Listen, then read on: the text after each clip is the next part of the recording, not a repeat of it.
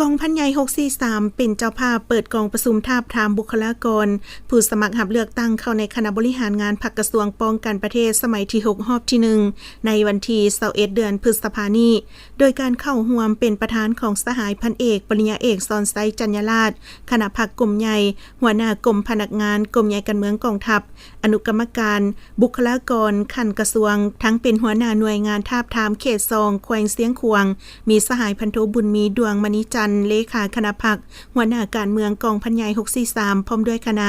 มีคณะกรมเทคนิคคณะจัดตั้งศูนย์กลางพรรคกองพันใหญ่702ห้องหมอบริเวณ101กองพัน174สร้างอ5ตลอดฮอดพนักงานลักแรงทั่วกองพันใหญ่642เข้าร่วมสหายพันเอกเรียนวิไลพันทองคำคณะภาคกรมหัวหน้าห้องการเมืองกรมใหญ่เทคนิคกองทัพคณะหน่วยงานทาบทามเขต2ได้ขึ้นผ่านมาตรฐานเงื่อนไขผู้สมัครรับเลือกตั้งเข้าในคณะบริหารงานพรรคกระทรวงป้องกันประเทศสมัยที่6รอบที่1เป็นต้นแมนมาตรฐาน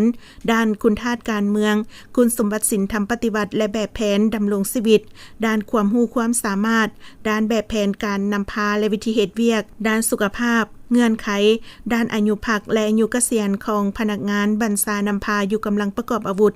พร้อมนี้สหายพันเอกปริญญาเอกสอนไซจัญญราชได้เน้นหนักบางปัญหาสำคัญเป็นต้นแมนต้องกำแน่นมาตรฐานเงื่อนไขคนคว้าเสื่อมซึมและเข้าใจลึกซึ้งเพื่อเป็นบอนอิงในการเลือกเฟ้นบุคลากรที่จะเข้าสมัครรับเลือกตั้งให้ถูกต้องตามเป้าหมายรับประกันให้ได้พนักงานสืบทอดเปลี่ยนแทนให้ได้ต่อเนื่องบรรดาสหายเข้าร่วมทาบทามต้องมีทัศนะถูกต้องมีความรับผิดชอบสูงต่อภาคต่อประชาชนต่อการจะตั้งหลีกเลี่ยงเด็ดขาดแนวคิดอคติกลุ่มก้อนจุ่มเจือเสื้อสายผักพวกและทัศนะอื่นๆที่บ่ถูกต้องและพร้อมกันใช้สิทธิประชาธิปไตยของตนในการปอนบัตรและมีการใจแยกละเอียดสิ่งสำคัญให้เบิ่งทัศนะความรู้ความสามารถนำพาบรรษาคุณสมบัติศีลธรรมปฏิบัติมีแบบแผนวิธีเฮ็ดเวียกที่ดีเฮ็ดเวียกเป็นหมู่คณะบุคคลรับผิดชอบบนพื้นฐานปฏิบัติหลักการรวมศูนย์ประชาธิปไตยเป็นแบบอย่างในการปฏิบัติกฎระเบียบภาคกฎหมายของรัฐอย่างเข้มงวดจากนั้นก็ได้ดำเนินการปอนบัตรทาบทามบุคลากร